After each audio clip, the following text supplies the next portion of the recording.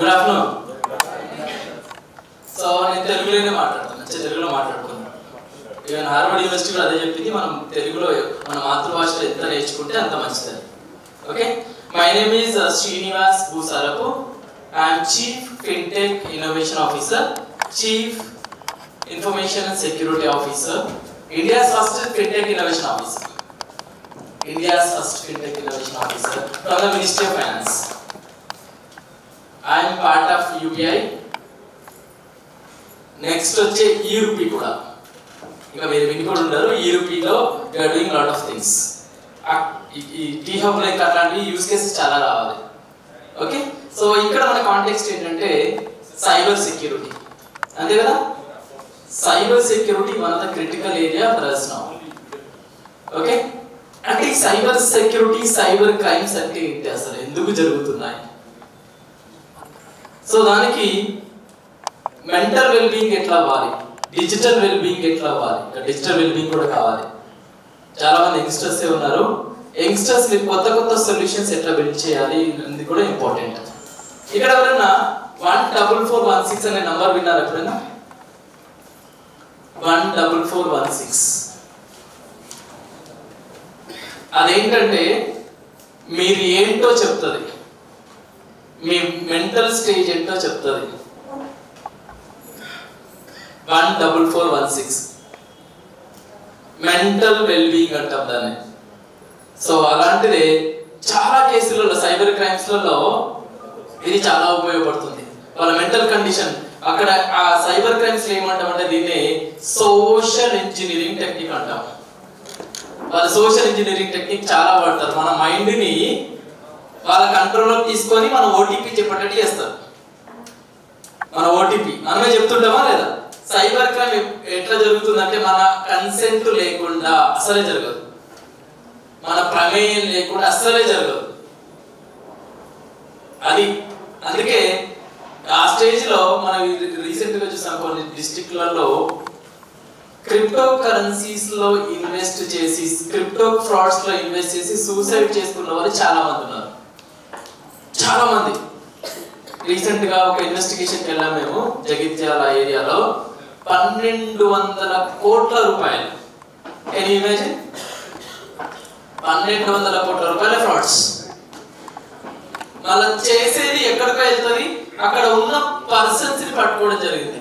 అక్కడ చూస్తే ఏముండదు. మళ్ళీ ఎగ్జాంపుల్ చెప్తా, వెరీ వెరీ స్మాల్ ఎగ్జాంపుల్ ఎట్లా జరుగుతుంది అనేది. వైజాగ్ లో ఒక రిటైర్మెంట్ ఆఫీసర్ ఉంటాడు.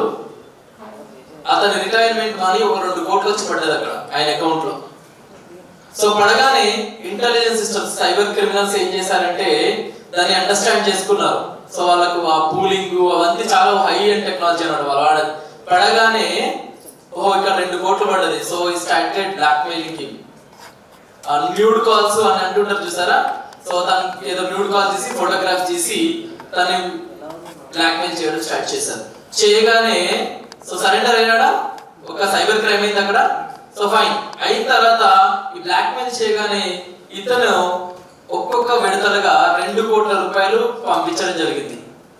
ఎట్లా, ఎక్కడికి వెళ్ళాలి? మళ్ళీ ఎవరో ఒకరికి వెళ్ళాలి కదా. మళ్ళీ నేను పంపుతున్నా అంటే ఒక్కొక్కరికి వెళ్ళాలా లేదా? ఆ వెళ్ళే అకౌంట్ క్రిమినల్ ఉండకుండా చూసుకుంటాడు. ఎప్పుడు గుర్తుపెట్టుకోండి, క్రిమినల్ కాకుండా చూసుకుంటాడు. ఆ క్రిమినల్ కాకుండా ఎట్లా చూసుకుంటాడంటే ఇప్పుడు మన ఎక్కడైతే విలేజ్ ఏరియాలలో, రూరల్ ఏరియాలలో ఐడియల్ గా ఉద్యోగాలు లేకుండా ఉన్నారో వాళ్ళని పట్టుకుంటారు. అందులో ఒక ఏజెంట్ అపాయింట్ చేసుకుంటాడు. ఓకే, ఆ ఏజెంట్ ఏం చేస్తాడంటే ఒక 20-30 అకౌంట్ల సోర్స్ చేస్తాడు.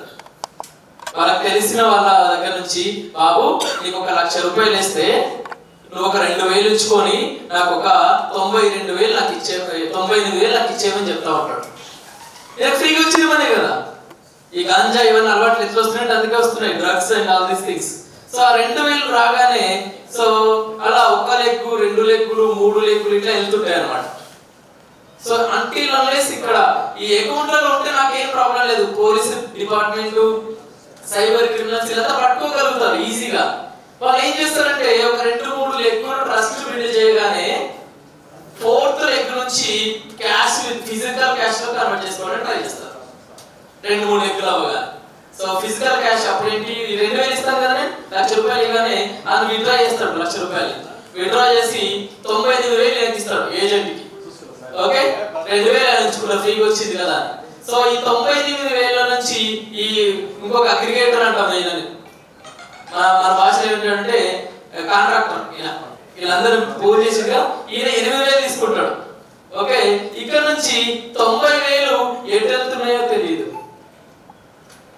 90,000 ఎక్కడికి వెళ్తున్నాయో తెలియదు. అవి ఏమైంది అంటే స్లోగా USDT అని ఉంటుంది, యుఎస్ ఈథర్ అని క్రిప్టో కరెన్సీ ఉంటుంది. సో క్రిప్టో కరెన్సీకి ఎప్పుడైతే ఎంటర్ అవుతుందో ప్రాబ్లం అదనమాట. అందుకోసం ఇంత ప్రయత్నాలు చేస్తుంది, వెళ్ళి పట్టుకుంటే ఒక్కొక్క ఫ్యామిలీ వాళ్ళకి ఏమీ తెలియదు. అక్కడ ఆ చుట్టుపక్కల ఒక్కొక్క ఏజెంట్ 40 మంది 50 మంది చేస్తున్నాడు ఇట్లా. సో ఇప్పుడు నేను వెళ్తే అక్కడ బ్యాంకులోకి వెళ్ళి అకౌంట్స్ ఫ్రీ చేస్తున్నాం అనమాట. అకౌంట్స్ ఫ్రీ చేసేటప్పుడు ఎవరి అకౌంట్ ఫ్రీ చేస్తున్నాం ఇప్పుడు దానికి ఏమైనా తెలుసా దీనిలో? ఇది జరుగుతుంది. Youngsters please think of it. If you find some use case, some cyber security use case for this is very very important. How it is happening. So ఇందులో సైడ్ ఎఫెక్ట్స్ చెప్తాను ఇప్పుడు. సో ఇది అవ్వగానే ఇప్పుడు ఏం చేస్తున్నాం 1930 కాల్ చేస్తున్నాం. Okay 1930 call చేయగానే ఈ అకౌంట్ ఎక్కడ జంప్ అవుతుందో ఆ జంపింగ్ ప్రకారం ఆ అకౌంట్స్ అన్ని ఫ్రీ చేసేస్తున్నాం. సైడ్ ఎఫెక్ట్స్ అలా జెన్యూన్ అకౌంట్ జెన్యూన్ హోల్డర్ అయినా కూడా అతని అకౌంట్ బ్లాక్ చేస్తున్నాం. సో దీని వల్ల ఈ కేసు కూడా ఎక్కువ జరుగుతుంది. ఆ క్రిమినల్ చూడండి జెన్యూన్ వాళ్ళని కూడా ఇన్ బిట్వీన్ పెట్టేస్తా ఉంటారు. So that scoring is also very very important. ఏ యూజ్ చేసి you should have to get that kind of things. అతని జెన్యూన్ అకౌంట్ కాదా అనేది కూడా వెరిఫికేషన్ చేయడానికి RBI లో కొత్త యూజ్ కేస్ బిల్డ్ చేయమని చెప్పింది. దీని రిస్క్ స్కోరింగ్ ఐడెంటిఫై చేయడానికి చెప్పింది. So you can build that. Okay so అలా చూడండి ఇప్పుడు అమాయకులు సైబర్ క్రైమ్ లో ఉన్నట్టా లేదా తెలిసి తెలియక. సో దీనివల్ల కొందరు ఎంప్లాయీస్ నిర్మల్ ఆదిలాబాద్ మంచిర్యాల వెళ్ళి చూసామన్నమాట కొన్ని ప్లేసులలో. అక్కడ రీసెంట్ గా చూసిన కాల్ సెంటర్ బస్ చేశారు. ఒకటి 40,000 కాల్స్ రెగ్యులర్ గా చేసే ఒక కాల్ సెంటర్ చిన్నారం అనే ఒక ప్లేస్ లో కాల్ సెంటర్ బస్ అయింది ఇట్లాంటి యాక్టివిటీస్ చేయడానికి. ఇంతకుముందు అంతా ఎక్కడ ఉండాలంటే అంటే జాంతారాలో ఉండేది, అది ఇక్కడికి వచ్చింది. సో చూడండి ఎంత పెనిట్రేట్ అవుతుందో. సో దీనికి మనకి చాలా చాలా మ్యాన్ పవర్ కూడా కావాలి. Sensitization is one of the weapon అన్నమాట. సో అందుకే మన హోప్ వాళ్ళు ఏం చేశారంటే ఐఐటీస్లలో సంస్కృతి కాలేజు సెంట్ ఆన్స్ కాలేజు ఇవన్నీ కాలేజీలలో సెన్సిటైజేషన్ చేసేది. అందుకే ఓన్లీ మీకు ఈ సైబర్ క్రైమ్ గురించి తెలవడం ఒకటే కాదు, you can start your own startups out of it. That is the power of it. You can start working on it. ఇంకా ఇప్పుడు ఇంకో 1-2 years లో ఇంకా పెద్ద యూస్ కేసెస్ ఏమొస్తాయంటే ఇప్పుడు యూపీఐ ఇంటర్నేషనల్ కూడా అయింది.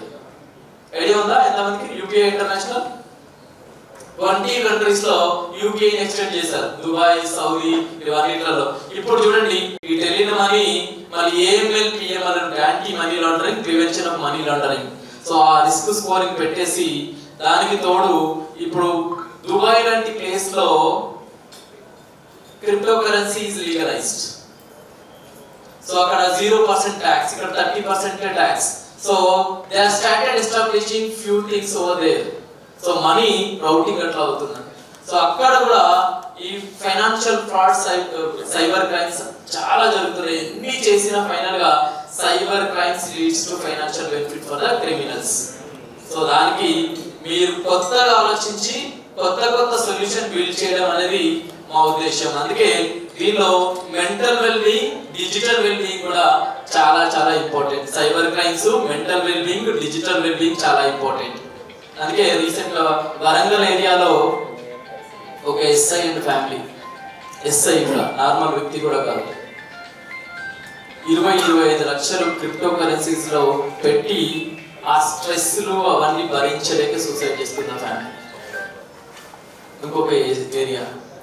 ఇంకొకటి ఏంటంటే మనం సెల్ఫ్ హెల్ప్ గ్రూప్స్ లో ఉన్నారు ఇక్కడ మహిళా సంఘాలలో. పాపం అక్కడ చాలా మందికి తెలియదు ఏంటంటే ఆ స్త్రీనిధి లోన్లు, ఆ లోన్లు, రీపేమెంట్లు, ఆ స్కీమ్ కింద ఈ స్కీమ్ కింద వచ్చే మనీ వీళ్ళకు తెలియకుండా నెట్టిపోతుందో తెలియదు. 3,000 కోట్లది, 3,000 కోట్ల రూపాయలతో అక్కడ ఫ్రాడ్స్ అనాలిసిస్ చేయడానికి మనకు యూస్ కేసు కావాలి. చూస్తే చిన్నగా కనిపిస్తుంది, ఎందుకంటే ఇండియాలో ఎస్హెచ్జి గ్రూప్స్ కి చాలా పవర్ ఇస్తుంది. మన తెలంగాణ గవర్నమెంట్ కూడా చూస్తున్నాం, చాలా ఫండ్స్ అన్ని ఇస్తున్నాయి.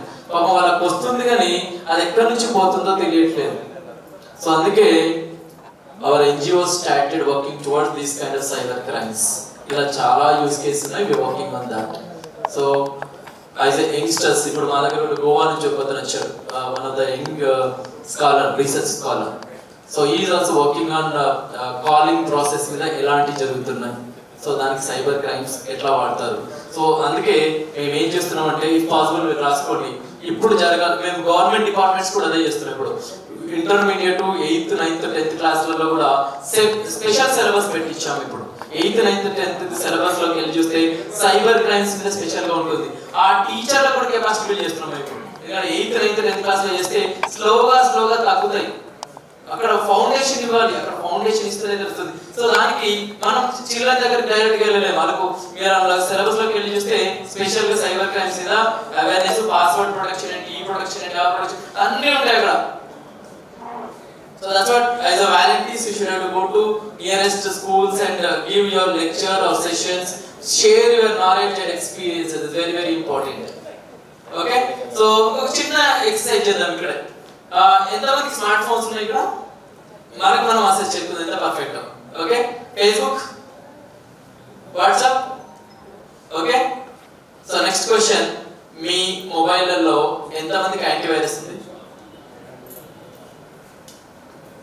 This is what. అక్కడ ఎంట్రీ ఎక్కడ జరుగుతుందంటే, అక్కడ మన మొబైల్లో యాంటీవైరస్ ఉండదు. స్లోగా they are entering in our mobile, they are reading our passwords, our images, our UPI. Bank కూడా అక్కడే ఉందా లేదా? ఇంతకుముందు బ్యాంక్ లాకర్లో ఉండేది, లోకల్ దొంగలు ఉండేవారు. ఇప్పుడు గ్లోబల్ దొంగలు, లోకల్ దొంగలు, గ్లోబల్ కూడా లోకల్. అంటే ఆ మొబైల్కి కావాల్సిన ఎండ్ పాయింట్ సెక్యూరిటీ కావాలా లేదా? సో అలాంటివి కూడా ఈ సైకలాజికల్ వెల్బీయింగ్ OPI నుంచి we would like to extend that kind of things to you. అది మా ఉద్దేశం. ఎందుకంటే ప్రతి ఒక్కరిని మనం అనకున్నా మన లైఫ్ లో పార్ట్ ఇది. ఇప్పుడు సైబర్ క్రైమ్స్, సైబర్ సెక్యూరిటీ. ఇంతకుముందు అంటే క్రైమ్ అయితే పోలీస్ స్టేషన్ ఇవన్నీ అనుకునేవాళ్ళు. ఇవి సెకండరీ. ఇప్పుడు మన చేతుల్లోనే మన వెపన్ ఉంది. మనము మన తాలూకు చేయిలు, మన పైసలు, మన బ్యాంకులు, మన ఫోటోలు అన్ని అందులోనే ఉన్నాయి. 140 కోట్ల మంది లెక్కేసుకోండి. ఎంతగానో ప్రొడక్ట్ చేస్తుంది పోలీస్ డిపార్ట్మెంట్? ఎంత ప్రొడక్ట్ చేస్తే చెప్పండి. సో అందుకే ప్రతి దేశం మన మీద కాన్సన్ట్రేట్ చేస్తుంది. యుఎస్ ఎంత అండి? తిప్పి కొడితే 30 కోట్ల మంది ఉండరా?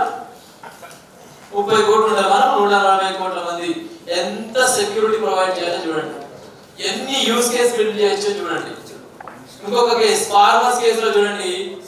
ఫార్మర్స్ అయితే ఇప్పుడు PM కిసాన్ అని, రైతు బంధు అని పడుతుందా? అక్కడ KYC, CKYC, EKYC అంటున్నారా? పాపం వాళ్ళ మనీ వాళ్ళకి తెలియకపోతే వాళ్ళ మనీ కూడా పోతుందా లేదా? వాళ్ళ హార్డ్ ఎర్న్డ్ మనీ, KYC అని, APK అని, ఇది ఇన్స్టాల్ చేసుకో, అది ఇన్స్టాల్ చేసుకో అని చెప్పగానే పాపం వాళ్ళ మనీ కూడా, ఈవెన్ ఈనామని పాపం వాళ్ళకు కూడా కొత్తగా వచ్చింది ఒకటి, నేషనల్ అగ్రికల్చర్ మార్కెట్ అని. వాళ్ళు అమ్ముకున్న ధాన్యం పైసలు కూడా అక్కడే పడతాయి. ఇమాజిన్ చేయండి. పాపం వాళ్ళకి తెలియకుండా వాళ్ళ OTP కానీ, KYCలు కానీ పోతే వాళ్ళ hard earned money, that is leading to lot of suicides. So అలాంటి వాళ్ళకి మీరేం ఎలాంటి సొల్యూషన్ బిల్డ్ చేయగలుగుతారో చూడండి. అవే స్టార్టప్స్. కొత్తగా ఏం లేదండి స్టార్టప్స్ అంటే, మనము లోకల్లో ఉన్న ప్రాబ్లమ్స్ ని సాల్వ్ చేయడానికి ఏ టెక్నాలజీ వాడుతున్నామో తెలియాలంతే, ఏం లేదు. ఓకే, సో అట్లాగే మేము అలా బిల్డ్ చేసి ఈరోజు లక్షల కోట్ల విలువైన ప్రోడక్ట్స్ తయారు చేస్తున్నాం. ఓకే, కాబట్టి be careful and be alert. ప్రతి ప్లేస్ లో ఉంది, ప్రతి ఏరియాలో we can do the things. Okay, with this, thank you, thanks a lot.